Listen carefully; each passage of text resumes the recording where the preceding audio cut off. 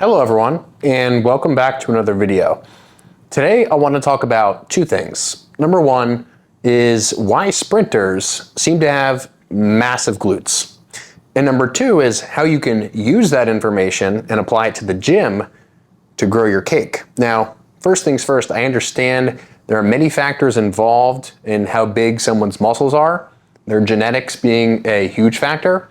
But when it comes to sprinting, and specifically high-level sprinters, whether or not they have it because of their genetics or because they built it through specific training is really irrelevant, because whichever direction you're looking at, they have big glutes, and so the sport sort of selects for people who either already have them or maybe people build them as a consequence of the sprinting. Anyhow, when we assume a sprinting posture, okay, what is a sprinting posture really? Well, in sort of full peak stride, looks something like this. And my stick figure representation isn't great, but accurate enough to sort of understand what we're looking at. And sprinting is an activity that is very straightforward to backward. And so from one perspective, we can see from the side that this is what it looks like.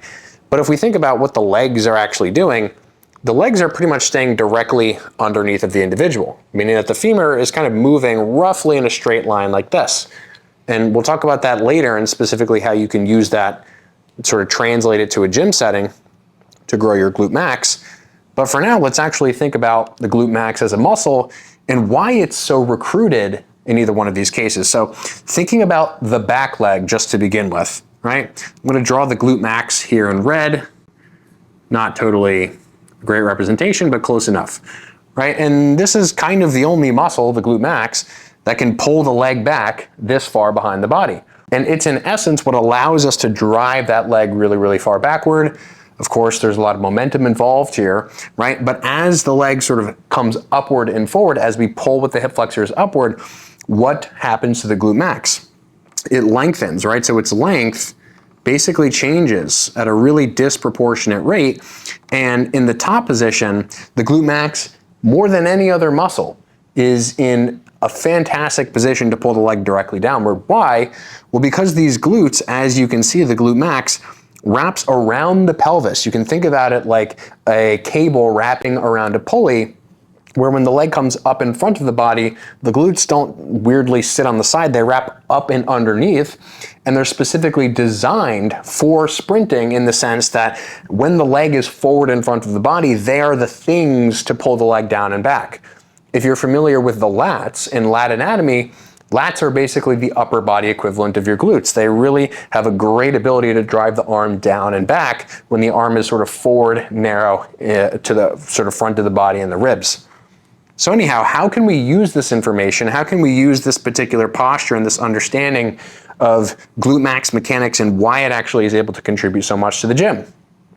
Well, I want you all not to think about this really as a sprint, and rather just think about it in terms of exercises. What does it kind of look like to you? Well, for one, if we sort of imagine that this is a single leg and we assume that our trunk is stable, think about a glute kickback, right? On a kickback machine. Why is a glute kickback a fantastic exercise for the glute max? Well, because it basically mimics these mechanics, and because the leg is able to stay pretty much in line with the pelvis. Now, what else does it kind of look like? Well, if I take my whiteboard here, and I tip it this way, and I just look at the front leg, okay? Meaning I just look at this leg now, all right? This is gonna be really hard to coordinate. Doing it for the YouTubes. Imagine that this is now a foot plate, right? And the foot plate travels from here, and it goes over here. Well, what does this look like now, other than a leg press that is basically oriented in this direction? So no matter how you chalk it up, the principles remain the same. And so the principles are basically this. You keep your leg sort of in line toward the front of your body. You move it through roughly this range of motion.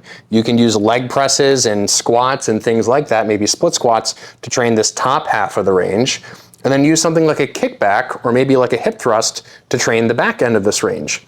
And in either case, you're basically just staying in this slot. You're pushing into something forward or you're driving your leg behind you, just like a sprinter would. If you like these video breakdowns, you're gonna love my free online biomechanics community.